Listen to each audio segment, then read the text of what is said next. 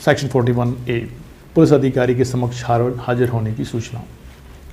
Police अधिकारी के समक्ष हाजिर होने की सूचना मतलब ऐसे व्यक्ति को पुलिस अधिकारी के समक्ष हाजिर होने की सूचना दे दी गई है, जिसके बारे में हम देख रहे हैं। क्लॉज 1 पुलिस अधिकारी ऐसे सभी मामलों में जिनमें धारा 41 की उपधारा 1 के उपबंधों के अधीन किसी व्यक्ति की गिरफ्तारी अपेक्षित नहीं है, उस व्यक्ति को जिसके विरुद्ध इस बारे में उचित परिवाद किया जा चुका है या विश्वसनीय इत्तला प्राप्त हो चुकी है या उचित संदेह विद्यमान है कि उसने संज्ञेय अपराध किया है, उसके समक्ष है ऐसे अन्य स्थान पर जो सूचना निर्दिष्ट किया जाए उपसंजात होने के लिए निर्देश देते हुए सूचना जारी करेगा। मतलब सेक्शन 41 के क्लॉज 1 के उसको बारे में इत्तला मिल गई है कि उसने संज्ञेय अपराध किया है, उचित परिवाद भी हो चुका है, उचित संदेह भी है, लेकिन उसकी गिरफ्तारी अपेक्षित नहीं है, तो उसको गिरफ्तार नहीं करेगा, बल्कि उसको सूचना जारी करेगा कि वो जब उसको चाहा जाए, निर्दिष्ट किया जाए, वो वहाँ उपस्थित हो जाए। मैं क्लॉज 2 कह रहा है, जहाँ ये सूचना किसी व्यक्ति को जारी की जाती है वहाँ उस व्यक्ति का कर्तव्य होगा कि वह सूचना के निबंधनों का अनुपालन करें। मान लो ऐसी सूचना जारी की गई है जिस व्यक्ति के लिए, तो उसके लिए अपेक्षित होगा उस व्यक्ति के लिए कि वो ऐसे स्थान पे ऐसे निबंधनों के साथ उपस्थित होवे जो कि उस सूचना में जारी किया गया है। वहीं क्लॉज 3 है, जहाँ ऐसा व्यक्ति सूचना का अनुपालन करता है, ठीक है, उस मतलब जो उसको निर्देश दिए गए हैं, जो सूचना दी गई है उनका वो अनुपालन करता है, वहाँ उसे सूचना विशिष्ट अपराध के संबंध में तब तक गिरफ्तार नहीं किया जाएगा जिस सूचना के बारे में बताया है उस अपराध के लिए उसे गिरफ्तार नहीं किया जाएगा जब तक लेखबद्ध किए जाने वाले कारणों से पुलिस अधिकारी की यह राय ना हो कि उसे गिरफ्तार कर लेना चाहिए। मतलब तब तक गिरफ्तार नहीं किया जाएगा, लेकिन फिर वो कारण लेखबद्ध करेगा कि किस कारण से उसको गिरफ्तार किया गया है, नहीं तो गिरफ्तार नहीं करेंगे, और यदि गिरफ्तार करेंगे तो लेखबद्ध कारण होंगे, वो कारण लिखेंगे क्यों उसको गिरफ्तार किया गया है।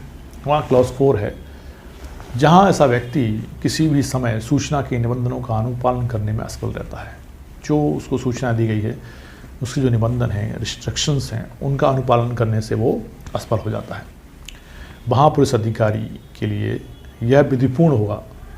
क्या विधिपूर्ण होगा, क्या लीगल होगा, क्या करना चाहिए पुलिस अधिकारी को, होने का वह उसे ऐसे आदेशों के अधीन रहते हुए जो इस निमित्त सक्षम न्यायालय द्वारा पारित किए गए हों, जो इस निमित्त मतलब इस हेतु जो सक्षम न्यायालय द्वारा इस हेतु जो आदेश पारित किए गए हैं, सूचना में वर्णित अपराध के लिए गिरफ्तार करेगा। सूचना में जो वर्णित अपराध है उसके लिए इसको गिरफ्तार कर लेगा। तो सेक्शन 41A का जो क्लॉज 41A है वो ये कह रहा है, जिन अपराधियों को जिनको शंका है, संदेह है, अपेक्षित है कि उनको गिरफ्तार नहीं किया जाए, भले उन्हें संज्ञेय अपराध किया है और परिवाद भी किया जा चुका है, लेकिन निर्देश हैं कि उनको गिरफ्तार नहीं किया जाना चाहिए अभी, और उनको सूचना दी जाएगी, उनको निर्देश दिए जाएंगे, उन निर्देशों के अनुसार वे यदि उपस्थित होते रहते हैं समय पे, स्थान पे, तो उनको गिरफ्तार नहीं किया जाएगा। और यदि वो उसको नियमों को पालन करने में असमर्थ हो जाते हैं, असफल हो जाते हैं, तो उनको पुलिस अधिकारी उस सक्षम मजिस्ट्रेट के आदेश के अनुसार जो उसने दिया है उन निर्देशों के अंतर्गत उसको गिरफ्तार कर लेगा। तो सेक्शन 41 ये है। हम सेक्शन 41B देखेंगे, गिरफ्तारी की प्रक्रिया और गिरफ्तार करने वाले अधिकारी के कर्तव्य। मतलब क्या प्रोसीजर रहेगा गिरफ्तारी का, और गिरफ्तारी करने वाले अधिकारी के कर्तव्य क्या रहेंगे, ड्यूटीज़ एंड प्रोसीजर्स हम देखते हैं। प्रत्येक पुलिस अधिकारी गिरफ्तारी करते समय, जो पुलिस अधिकारी गिरफ्तारी करेगा उस समय क्या करेगा, वो अपने नाम की सही, प्रकट और स्पष्ट पहचान धारण करेगा जिससे उसकी आसानी से पहचान हो सके। अपने नाम मतलब उसके जो नाम पुलिस अधिकारी की नेम प्लेट लगी थी वो प्रकट और स्पष्ट पहचान धारण करेगा और जिससे उसकी आसानी से पहचान हो सके। सिंपल है। बी, गिरफ्तारी का एक ज्ञापन तैयार करेगा। गिरफ्तारी करने से पहले ज्ञापन तैयार करेगा। नंबर 1, उस ज्ञापन में कम से कम एक साक्षी द्वारा अनुप्रमाणित किया जाएगा जो गिरफ्तार किए गए व्यक्ति के कुटुंब का सदस्य है या उस परिक्षेत्र का जहां गिरफ्तारी की गई है प्रतिष्ठित सदस्य है। मतलब उस ज्ञापन में कम से कम एक साक्षी होगा जो अनुप्रमाणित करेगा, जो उसके कुटुंब का सदस्य हो सकता है या उस स्थान का कोई प्रतिष्ठित व्यक्ति हो सकता है। दूसरा है, गिरफ्तार किए गए व्यक्ति द्वारा प्रति हस्ताक्षरित होगा और वो ज्ञापन उस गिरफ्तार किए गए व्यक्ति द्वारा भी हस्ताक्षरित होना चाहिए। सी, जब तक उसके कुटुंब के किसी सदस्य द्वारा ज्ञापन को अनुप्रमाणित न कर दिया गया हो, गिरफ्तार किए गए व्यक्ति को यह इत्तला देगा कि उसे यह अधिकार है कि उसके किसी नातेदार या मित्र को जिसका नाम वह नाम दे, उसकी गिरफ्तारी की इत्तला दी जाए। मतलब मान लो कुटुंब का कोई सदस्य नहीं है जिसने साक्षी बना है, तो वो पुलिस अधिकारी उस व्यक्ति को सूचना देगा कि वो अपने किसी कुटुंब के किसी व्यक्ति को जिसके बारे में वो जिसको बताना चाहता है उसको ये बताए, नातेदार मित्र को बताए जिसकी उसकी गिरफ्तारी हो गई है, इसकी इत्तला उसके नातेदार को दी जाएगी जो कुटुंब का सदस्य है। यदि कुटुंब का सदस्य नहीं है उस ज्ञापन की प्रोसेस में, तो क्या प्रोसेस है? प्रोसेस अपन देखी, कोई पुलिस अधिकारी जब गिरफ्तार करेगा तो पहले तो अपना पूरा जो नाम है उसका नाम, उसका पद, उसके बारे में आसानी से सारी जानकारी मिल रही हो ऐसी जानकारी वो रखेगा पुलिस अधिकारी।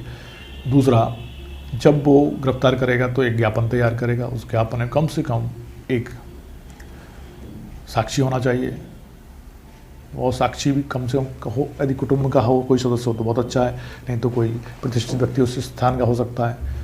ठीक है। इसके अलावा जो गिरफ्तार किया गया व्यक्ति उसको उस पे ज्ञापन पे वो इसके भी साइन होंगे। मान लो पुलिस उसके कुटुंब के कोई सदस्य उस ज्ञापन में शामिल नहीं है, तो उस व्यक्ति को सूचना देगा पुलिस अधिकारी कि वो उस व्यक्ति के अपने कुटुंब की सदस्य के बारे में बताए जिसको उसकी गिरफ्तारी के बारे में जानकारी दी जा सके।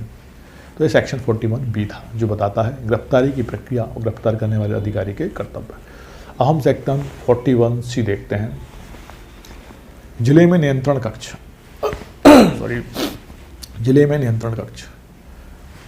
जिले में नियंत्रण कक्ष मतलब हर एक जिले में एक नियंत्रण कक्ष होगा, जिसे नंबर 1 राज्य सरकार मतलब स्टेट गवर्नमेंट प्रत्येक जिले में और प्रत्येक राज्य स्तर पर पुलिस नियंत्रण कक्ष की स्थापना करेगी।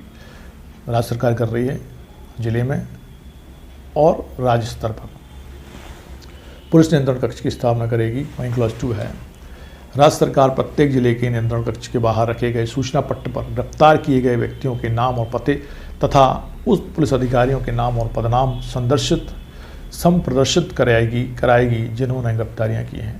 राज्य सरकार प्रत्येक जिले के जो नियंत्रण कक्ष है, कंट्रोल रूम है, उसके बाहर एक सूचना पटल होगा। उस सूचना पटल पे कौन कौन से व्यक्ति गिरफ्तार किए गए हैं, उनको गिरफ्तार करने वाले अधिकारी कौन से हैं, उनके नाम पते तथा उन पुलिस अधिकारियों के नाम और पदनाम संप्रदर्शित करेगी। मतलब ये सारा का सारा सूचना पटल पे होगा, कौन से व्यक्ति अंदर गिरफ्तार हैं और उनको गिरफ्तार करने वाले अधिकारी कौन हैं, दोनों के पते, नाम पते, गिरफ्तार किया गया व्यक्ति का नाम पता और जो अधिकारी उसका पदनाम, नाम और पदनाम संप्रदर्शित होगा, मतलब दिख रहा होगा। क्लॉज 3 है, राज्य स्तर पर पुलिस मुख्यालयों में नियंत्रण कक्ष समय समय पर गिरफ्तार किए गए व्यक्तियों उस अपराध की प्रकृति जिसका उन पर आरोप लगाया गया है के बारे में ब्यौरे संग्रहित करेगा और आम जनता की जानकारी के लिए डाटाबेस रखेगा। ठीक है। राज्य स्तर पर पुलिस मुख्यालयों में नियंत्रण कक्ष, तो इसमें क्या है, जिले में नियंत्रण कक्ष होगा। 14(1)C कह रहा है जिले में नियंत्रण कक्ष होगा।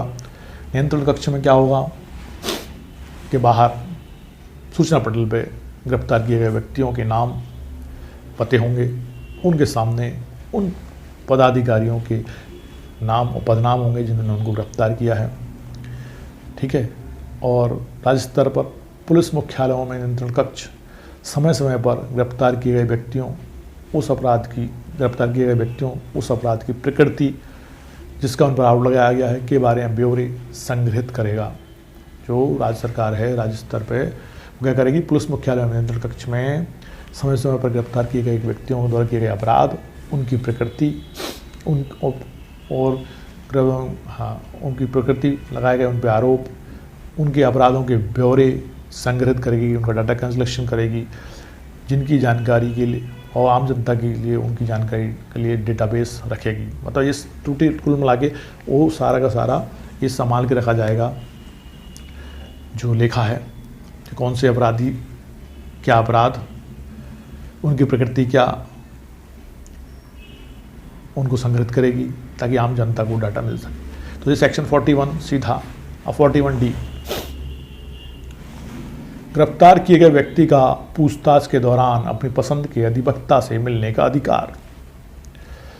41D में कहा गया है कि जो व्यक्ति गिरफ्तार किया गया है उसको ये भी सूचना दी जाएगी कि वो अपने पसंद के अधिवक्ता से मिलने का अधिकार रखता है।